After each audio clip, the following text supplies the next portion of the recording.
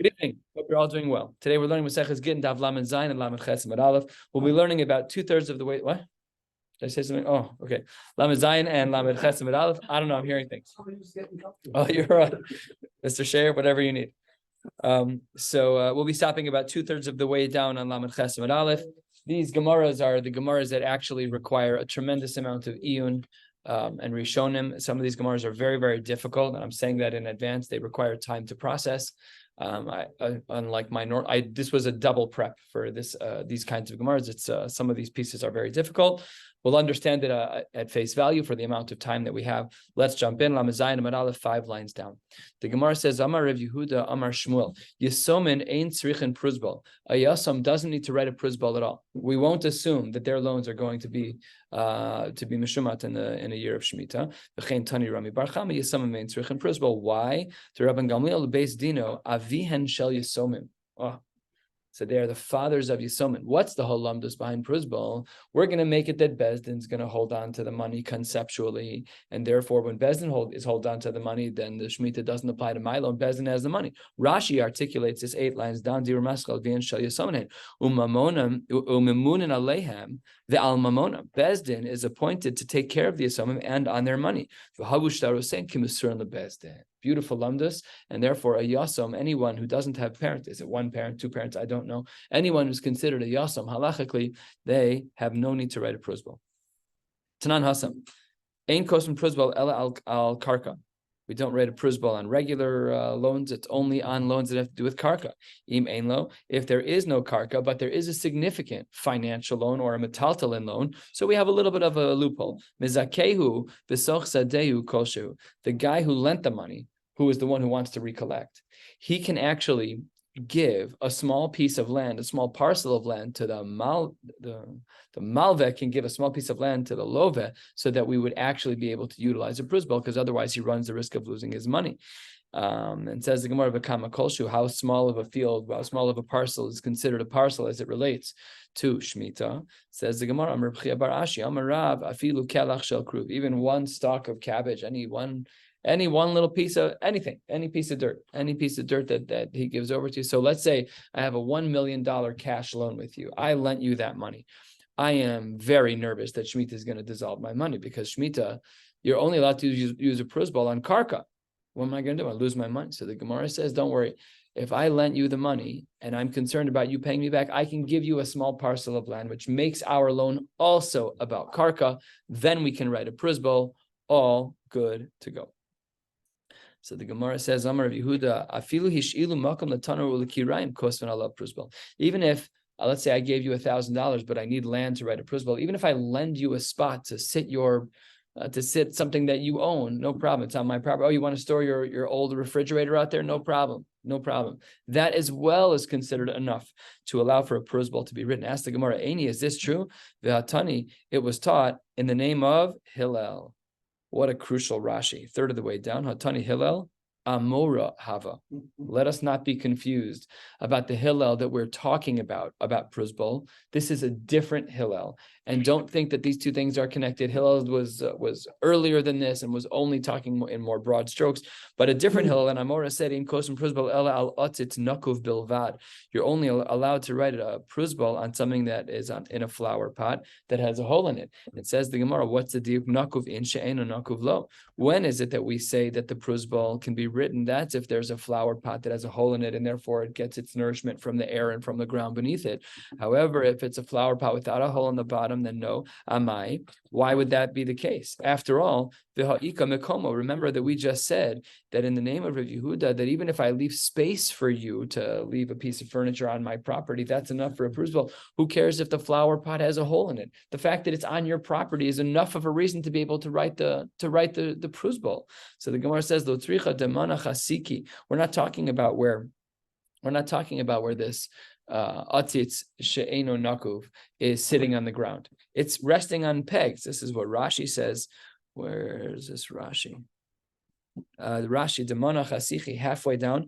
Demana chasichi, it's resting al gabe yesedos. Ve'ein hakarka shelo, and really the ground is not, because you're not really connected to the ground. You're off the ground. You're not resting the flower pot on the ground, and therefore it doesn't work. Ravashi maknile gidma dedikla. He actually he lent out money, and in order to enable the prusbal to be written, he lent someone a stump of a dekel tree. That's a useless piece of. When we see a stump, we're like, great, I'll tie my shoes on there. I'll rest for a minute. It's not. It's a nothing. It's a piece of garbage property. What's that? What is it? The Kelach Shalku. That was a reference to the size of the land that we can use. What is a Kelach?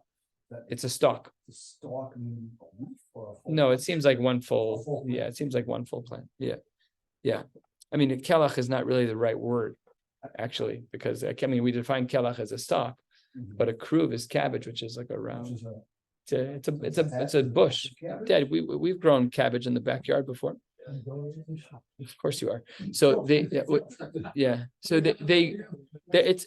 it's a low bush. It's a very low bush. Okay. How much space does one plant take up? Okay. Assuming that we're understanding the Gemara correctly. Yeah. It's a relatively small piece.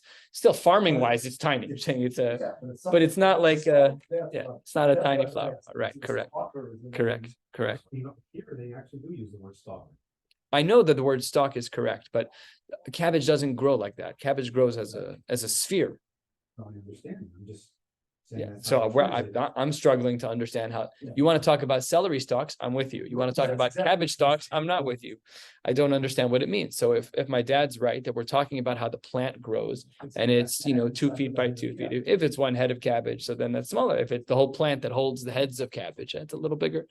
Thank you. Yeah.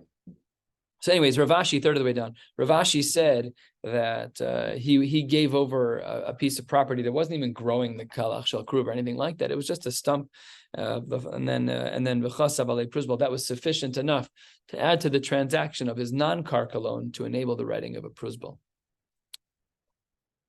Rabbanan debei Ravashi masrei milayhu lehadade. They just spoke in words. They didn't even give over karka. What does that mean? Take a look at Rashi, Dibra Maskil, 2/3 of the way down. Masri milahu below ksivas prusbal. That's incredible. Hillel was metakein that a prusbal would work. And here we see that the Rabbanan Debei Ravashi, they didn't even write anything. It was below ksivas prusbal. Elakach omrim lechavreim harei atem bezdin v'chovi masur lachem legaboso kol zman she'ertze. That's unbelievable. I don't know. It sounds like, how does that even work? How does that work? You got Hillel. The same as the prusbal. The Kiddush is Hillel was misaking. Yeah, it's a big chiddush.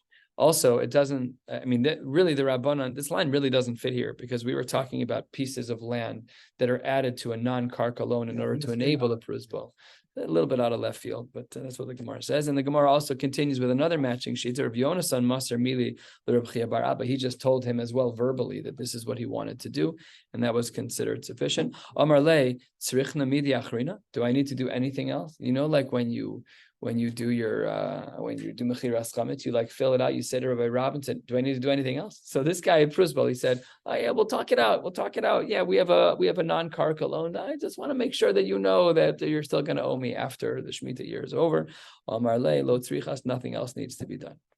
Tana Rabbanon ein lo karka. What if there is no karka for the lender, for the malveh, in order to sweeten the deal and make it a prusbal worthy type of transaction? But for the guarantor, yesh lo karka, that's sufficient. I've signed on a loan before where I used my father as a cosign. So because if I default, they have my dad. That's still considered like me having money under the circumstances.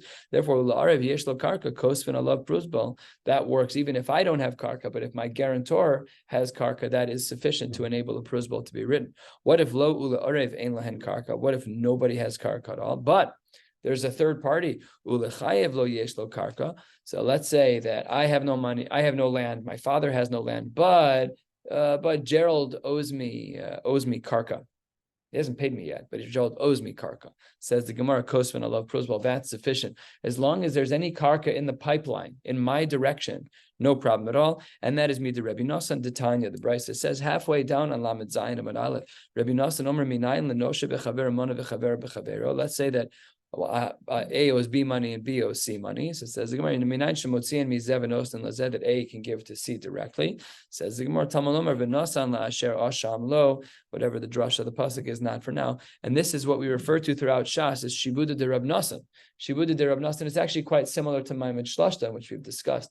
Maimed Shlashtan is if the three of us stand together, I owe you money and you owe a third party money, I can just give the money to the third party, and I can do that. We can verbally command it to happen, and then it's done. This is similar, though we're not in front of one another. If A owes B and B owes C, A can just give to C directly. All of that works out just fine.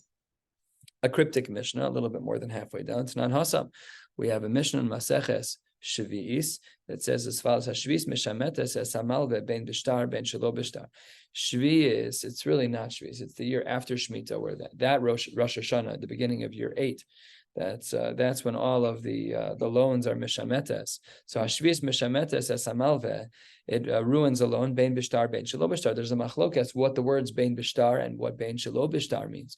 So let's analyze these two different approaches. Here is approach number one, Rav Shmuel Damar Tavar. When we say bishtar, what does it mean that Shvi'is is mishametes alone bishtar? That's shtar sheyesh bo achrayas nechasim. That's true even in regards to a property that has a lien on it. And shelo bishtar, what did the Mishnah mean when it said shelo bishtar? She'ein bo achrayas nechasim.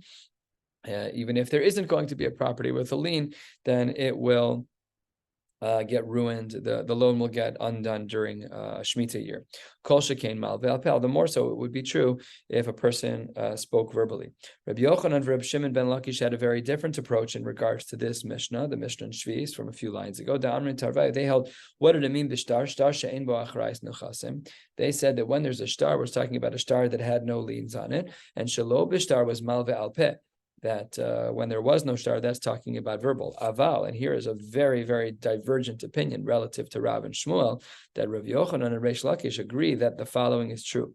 Aval shtar sheyesh bo achrayis nechasim eino mishami. If there's a property that does have a lien on it, so then it won't get undone during a Shemitah year. And Tanya Kavased Rav Yochanan Reish Lakish, Rav Shimon ben Lakish, we actually have a raya for this latter shita. By the way, this is very unique that Rav and Shmuel are on the same team and Rav Yochanan and Reish Lakish are on the same team. Usually they're Baalei Plugta. So it's just interesting to see that sometimes they did band together, around the, I guess around certain issues, whatever it may be. So what's the raya to the latter shitas, the shitas of Rav Yochanan and Rav Shimon ben Lakish, that if there's a property that has a lien on it, it's not mishamet during the year of Shemitah, that the loan doesn't dissolve. 2/3, 3/4 of the way down, the Gemara says, the Brisa reads as follows: Shtar chov mishamet. If you have a document with a chov on it, then it does get undone during a Shemitah year, that loan. But v'im yesh bo achrayis nechasim eino mishamet, black on white, just like Rav Reish Lakish and like Rav Yochanan. Then the Gemara says, Tanya Idach, we in fact have another brisa that's just like Reb Shimon ben Lakish and like Rav Yochanan, and that's as follows: Siyem lo sadeh achas behalva'ah. So a person specified one particular field, and that is the lien property. Then says the Gemara, Einu mishamet v'lo. Not only that, elafilu kasav. Even if he wrote kol nechasai achrayin ve'arvayin lich, everything I own will be considered a lien on in regards to your loan. Then says the Gemara, Einu mishamet, and the Gemara tells a story about this idea. Krive de Rav Yossi, there was a relative of Rav Yossi, Havalei Hahushtara, who had a particular document, Tavaksiv Be'achrayis Nechasim, and the document had, they had a property that had a lien on it. So Asa Lakame de Ravasi, he didn't know how we paskin. Do we hold like Rav and Rav Yochanan, or do we hold like Rav and Shmuel on the one side, or do we hold like Rav Yochanan or Rav Shimon ben Lakish? So he went over to Rav Asi. This relative came over to Rav Asi, and Amar Le Mishamet to Eina Mishamet. It's a property that has a lien. Who do we paskin like? Do we paskin like Rav and Shmuel, who say that there is shimutz, that it's going to be undone, or do we paskin like Rav Yochanan or Rav Shimon ben Lakish? So Amar Le, Rav Asi said back to his family member, Eino Mishamet. Family member left. Shavke v'asa l'kamei de Rav Yochanan.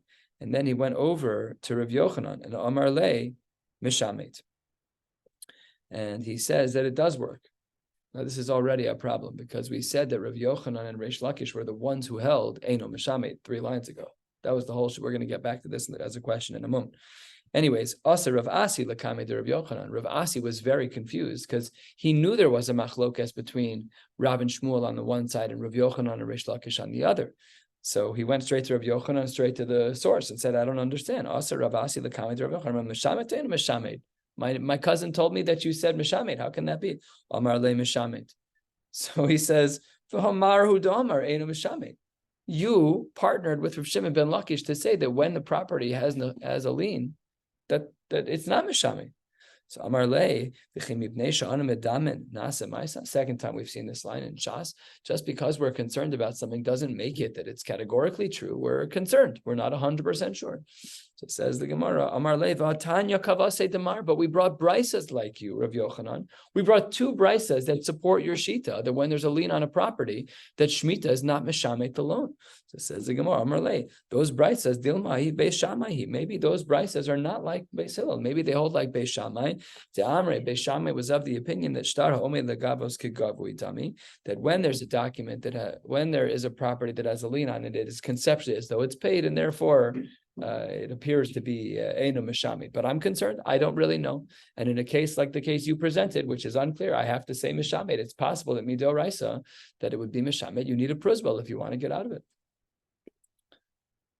It's not Hassam. We have a Mishnah. Another Mishnah from Maseches Shvis. Says the Gemara, 8-9 lines from the bottom of Lamed Zayin. A lot of ground to cover. Going to try and pick up the pace. So I lend you money, and we do so using collateral in order to ensure that I get my money back. I got a haircut somewhere, forgot to bring my wallet. They held on to my driver's license till I came back to pay. Same idea. That's case one. And v'hamoser shtaros of lebezdin. In both of these cases, ein mishamtin. Then Shemitah won't undo those loans. So the Gemara asks, Bishlama mosar shtaros of lebezdin to tafsid hubedina. We understand that when you give over your documents to Bezdin, that it's not mishamet the loan. Why? Because that's the whole principle of a prusbal. You give over your documents to Bezdin, shalom, so you don't have to worry about shimut anymore. You're all good. Elamal ve'elamashkon my time. I don't understand when there's a loan, and the loan comes with a collateral. Why wouldn't it be that Shemitah would undo the loan? Of course it should undo the loan. So says the Gemara, Amar Rava, Mishum Tafaste, because he's holding on to the thing already. It's as if the transaction's already taken place, and therefore there's no Shimut. Amar Le'abai Elamayat, if that's true, Halveu V'dar B'chatzer V'datafisle, let's say that I lend you money, but in order to make it that you're for sure going to pay me back, I live on your property. I'm squatting on your property. And there, hachanami delo meshamid, you'd say that there too, that there would not be shimut. And in fact, that is not the case. The Gemara doesn't detail how we know that, but the Rishonim pick up on that this is not the case. So says the Gemara, Amar le shiny mashkon dekani le midrab Yitzchak. Says the Gemara, a mashkon is different because when collateral is given over, there actually is a kinyan that takes place in regards to the mashkon. The mashkon isn't just held there as a cloud. There's actually a kinyan. If I lend you money and you give me a mashkon, I am at least a partial owner of that mashkon, which is very unique. In my head, I never thought about that the collateral should be owned by the person who's holding the cloud over someone's head. I lent you money, I'm the malveh. I'm the love, I'm the borrower. Which one's which? The malva is the lender. So I lent you money, and I'm holding on to your mashkon. I'm a partial owner. How do we know this? How do we know that when you owe me money and I'm holding collateral? How do we know that I'm a partial owner? That it should be to you at tzedakah. How could it be considered tzedakah? If I lend money to a poor person and he gives me collateral, when I give it back, what do you mean it's tzedakah? I didn't give tzedakah to him, it's his. Haraya says the Gemara, fascinating idea that a mashkon is considered to be partially owned by the Baal Chov. It's not Hassam. We have a Mishnah that says as follows, turning to the top of Lamed Zayin. If a person wants to pay back a chov during Shvis, during the Shemitah year, really the year after the Shemitah year, says the Gemara, then there has to be a dialogue. So let's say I owe you money. It's now year 8, which is year 1 of the next cycle. So the Shemitah year is over. And really, there should have been Shemitah Ksafim, and it should have been that I don't owe you any money. If I want to pay you back anyways, how do we navigate that transaction? Says the Gemara, it's actually Yomar lo meshamet ani. Really, the person should say, I don't have to pay you back. And if I, the one who owes money, says I still want to pay you, Yikabel heimenu. Shenemar rezed devar hashmita, play on the words of devar, that daber. You also need to speak out the Shemitah, that if you're trying to supersede whatever the halacha is by Shemitah, you're allowed to. This should be a shayla lumdus as to why this works. We'll see in a minute why this works. What the malveh collected? Everyone's on agreement though. What's the problem of collecting it? I want to pay you back. So you say mishamet ani. Yeah, Is it then considered something different? it is a loan. It was a loan, but I'm not paying you back more. I borrowed 1,000. I'm paying back 1,000. So there's no interest. No, I understand. The only thing that happened in the meantime was that it should have been that there was Shemitah Ksafim because of Shemitah. No, but it was done. It was Mechad, it was Mishamet. Just says the Gemara, what if you want to give it back? So the person should say Mishametani, really the loan was dissolved. And then I can say I still want to pay you back. So the Gemara says Afal Pikain. If so, then Yikabel Heimenu, he's allowed to take the money at that point. Okay, we need Rishonim here to understand the lumdus as to why this works, but right. It's true. I'm simplifying because of our time, but nevertheless, your question's a good question. It requires some research. Amar Rabba, not only that, but in this type of transaction, the talile ado amar, you can actually press this person until he says afal pikain, that I want to pay you back. Fascinating. Wait 1 second. When I'm trying to pay you back in the 8th year after the Shemitah has already taken place, and there really should have been Shemitah Ksafim and the loan should have been dissolved, you shouldn't say I'm paying you back what I owe you. Oh, so now we can already see a little bit more of the lumdas. It's not really that I'm paying back a loan. I have your money. You and I both know that it's your money. Okay, Kadosh Baruch Hu said it's not your money anymore. I want to give you a matana in the equivalent amount. I borrowed 1,000. I'm giving you a gift of 1,000. And Omar Le, in such a case, even with the language of matana, tali le nami ado amar, you can still push the guy to. And the Gemara tells an awesome story about this that shows exactly what this is. We're 8 lines down. Lamed Zayin and Beis Abba Bar Marta. Haba Abba Bar Menyumi, same person, just a couple of different names. Haba Masik Bey. Rabba Zuze, he borrowed money from Rabba.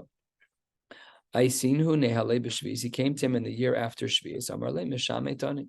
And what am I supposed to do? I owe you money.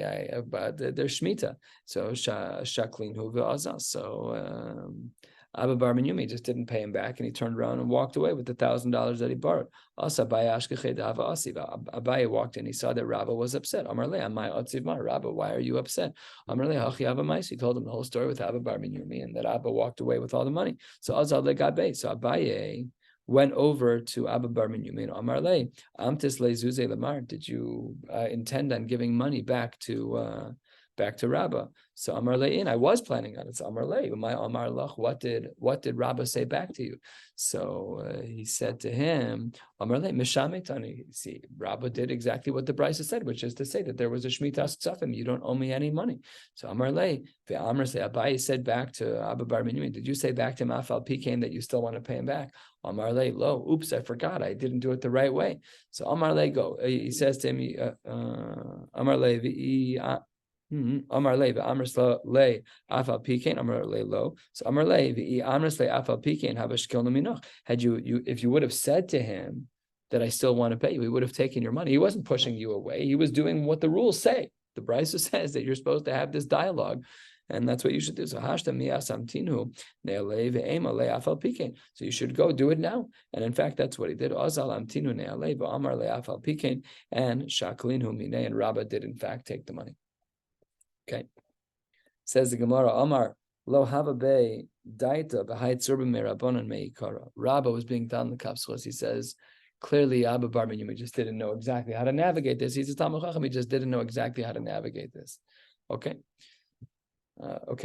Stories, but we don't have time for stories. So the Gemara says about a third of the way down, the Gemara says, Amar Rav Yehuda, Amar Rav Nachman, Neman Adam Lomar Pruzbal Haya B'Yadi V'Avad Mimeni. I had a contract of a Pruzbal and I lost it. Clearly, this is not according to the opinions we saw earlier that you only need to be verbal about it. Obviously, this is clearly not that way.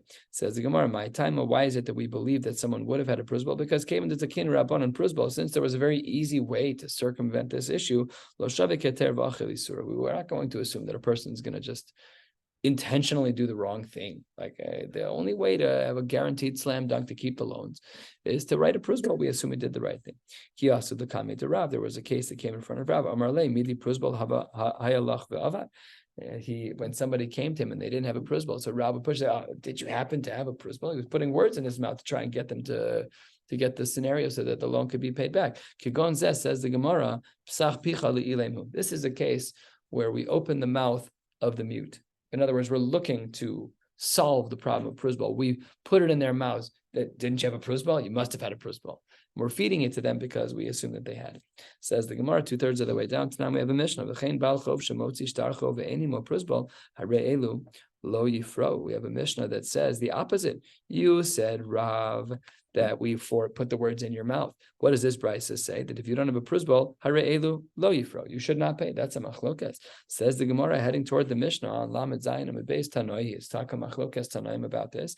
The Tanya motzi shtarcho tzarich shehei mo prusbal. That's the Tanakama. The Chachamim omer meino tzarich machlokas Tanoim. In regards to whether or not we say that you actually have to have a prusbal in order to collect after the Shemitas Ksafim, according to the Tanakama, you do need the prusbal in hand. According to the Chachamim, which Rav clearly followed in his halacha l'maisa, seemingly you do not. Says the Gemara in the Mishnah, 2/3 of the way down, Masnisin, a new Mishnah. We have exactly one amud left.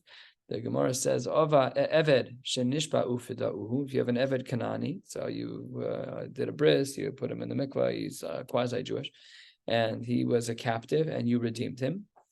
Okay, so im l'shum eved. If when you redeemed him, it was to make him an eved yishtabed, he will remain subservient to his master. Im l'shum ben choren, and if your intention in freeing him was that he should be free, so lo yishtabed, he won't be meshubad. We're going to ask on this in the Gemara.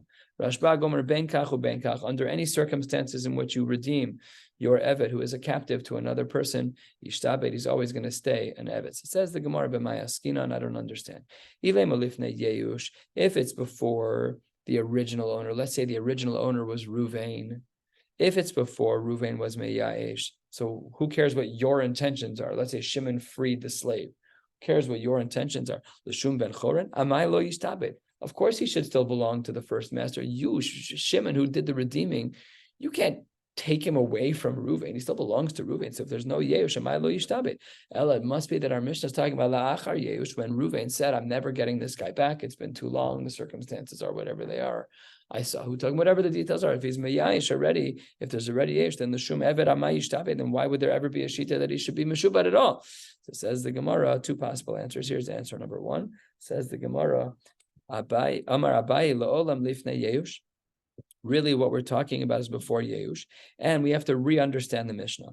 Ulashum Eved Yishtabed L'Rabo Harishon. And when we say that he's being kept for servitude, that is for Rabo Rishon Ruvain, because it's before there was Yeush, and because Yeush had not taken place yet, then Pashat, he still belongs to Ruvain, the original owner. And when there's the language of L'Shum Ben Choron, that's Lo Yishtabed Lo L'Rabo Rishon Lo L'Rabo Sheni. That's to both people, that if it was for the sake of Ben Choron, he can't go to either person. L'Rabo Sheni Lo D'Halashum Ben Choron Parke. That when Shimon redeemed this person, he did it to be a Ben Choron, but that for sure he won't be an Evet to that person. And L'Rabo Rishon Nami Lo, even to his first master, if he was released as a Ben Choron, he should not go back. Dilma Miman Velo Parke. We're concerned that guys like Shimon, who was the nice guy who was going to redeem the slave, perhaps he won't redeem the slave because he won't get him back personally, and therefore we're not going to allow him to go back to the Rabo Rishon.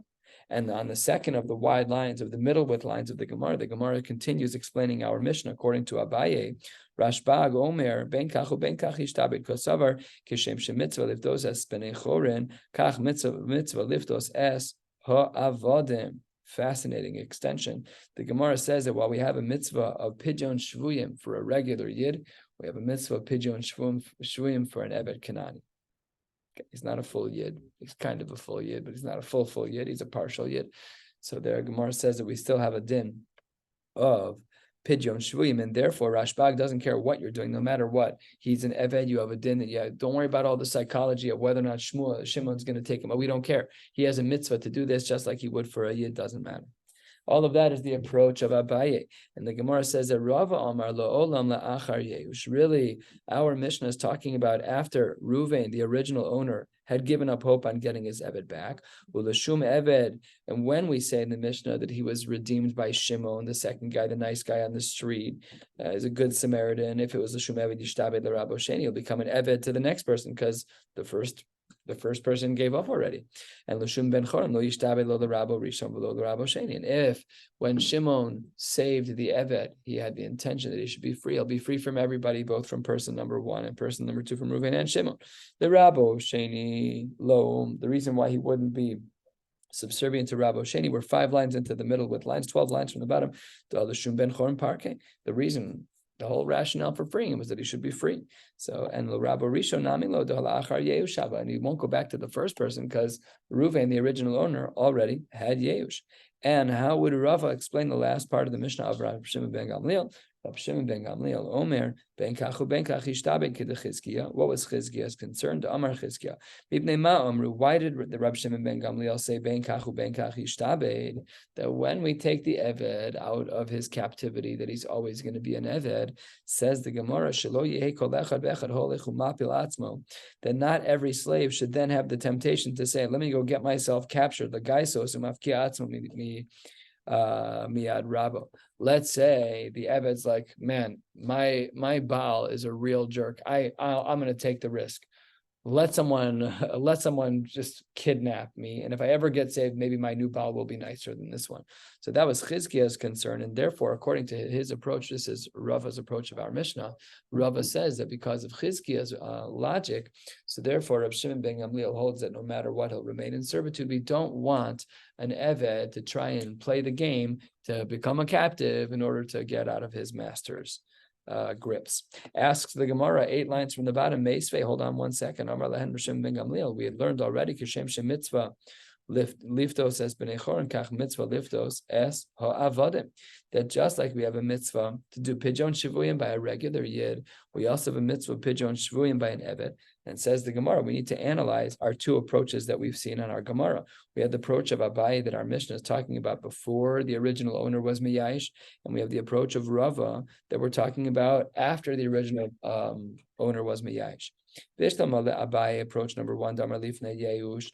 The reason why that Abaye says we're talking about a case before Yehush is to make sure that we know that there's a mitzvah to do pidyon shvuyim, even on Avad. Ela le Rava, but according to Rava, the Amar la'achar Yehush, so then we have a problem. Hai kishem, that's the wrong logic. It should be that if it's la'achar Yehush, so then it should be mishum techizkiyahu, the concern about avadim playing the system so that they can get away from their master. So Amar loch Rava would say, Rashbag lo hava yoda ma'ika amri rabbanon. When Rabbi Shimon ben Gamliel in our Mishnah wrote his opinion, according to Rava, he didn't understand in full what the Tanna Kama was talking about. Sometimes we're in conversations like that. Somebody makes a comment and we give a 2-pronged answer because we're not sure what exactly they were saying. And that's exactly what the Gemara says here. And the Gemara says 5 lines from the bottom. This is what Rabbi Shimon ben Gamliel was saying back to the Tanna Kama of our Mishnah. So if you want to say that we're talking about before the original owner, Ruvain, before the original owner of the Eved was Miyayesh, Hainu Kishem, then the appropriate response to that is there's still a mitzvah to redeem the Eved. And Ila'achar Yehush, like Rava was trying to say, Kamrisu, then Kidduchizkiya. Ule Rava da Amar La'achar Yehush Ule Rabo Sheni Miman Konile. I don't understand, the Gemara says. According to Rava, who says that our Mishnah is talking about a case where Ruvain, the original owner of the Eved, was already Miyaesh, and we're taking him from captivity, and he can be kept by Shimon, the guy who saved him, the Good Samaritan. Says the Gemara, I don't understand. Rabo Sheni, Miman Konile. How do you make a kinyan? You're making a kinyan mishvoi from these people who are the captors. What these guys are goyim rishayim. Like, what kind of kinyan is happening here that you now own this Eved? How does that even work? So says the Gemara, shvoi gufe mikani. Like, do they even make a kinyan? If the goyim steal the Eved, do they own the Eved now? The Gemara says, shockingly, there is an element of kinyan, even when a goy steals the Eved, there's still an element of kinyan by the goy stealing the Eved. How so? Says the Gemara, 2 lines from the bottom, Kani le lemaisa yoda. Even though it's true that a goy can't own a person the way that we can in regards to an Eved Kanani. We own the goof of the Eved Kanani when we do, in fact, own one. But by a goy, that's not true, but they can still be kona maisa yoda. They can still benefit from the handiwork, from that which the Eved does. Where do we see this? How do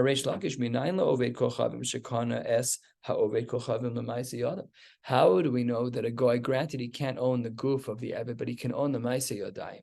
Where do we know that a goy can own the Maaseh Yadayim of another goy? He can earn the proceeds. Says the Gemara, Shenemar, last line of Lamed Zayin and Beis, Atem Konin Mehem. We can buy from a goy. Velohem konen mikem, top of Lamed Chesem and Aleph. A goy can't buy a yid, and Velohem konen zemizeh, and they can't purchase from one another. And then the Gemara adds a very difficult line. Yachol lo yiknu zeh es zeh. Maybe we would think that they can't buy from one another. Look at the words just before that. They're not allowed to buy from one another. So says the Gemara, what do you mean, Yachol lo yiknu zeh es zeh? Ha'amris lo heim konim zeh mizeh. That you just said that.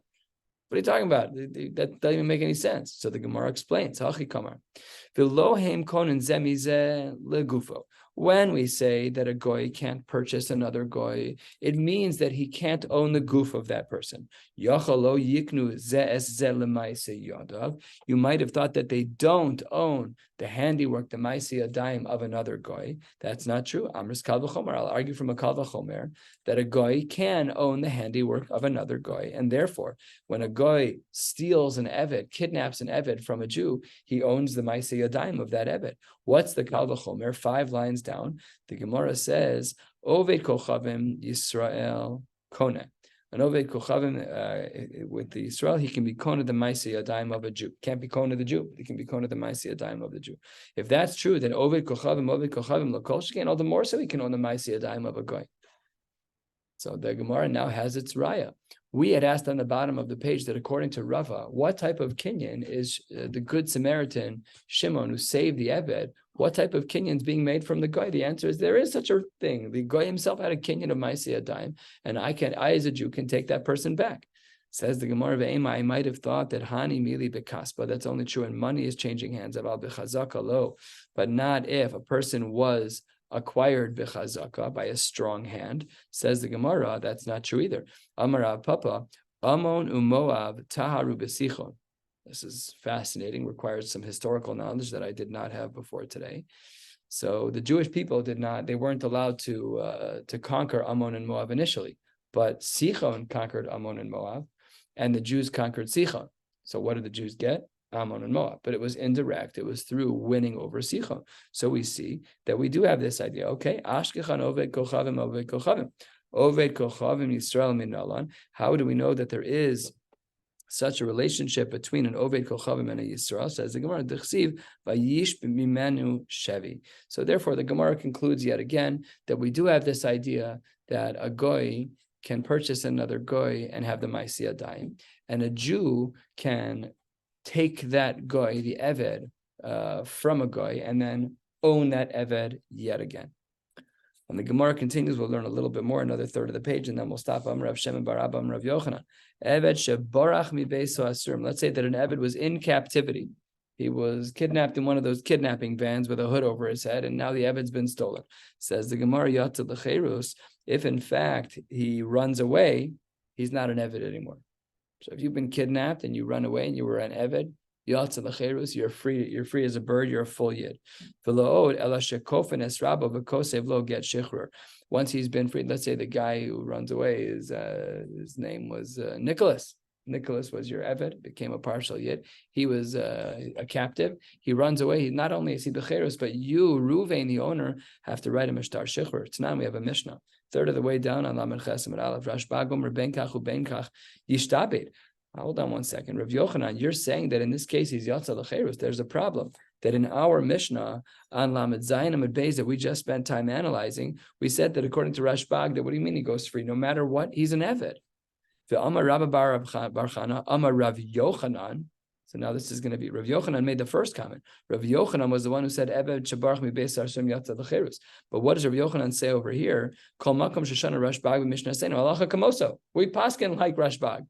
So on the one hand, you, Rav Yochanan, were of the opinion that if an Eved runs away, he goes to Cherus.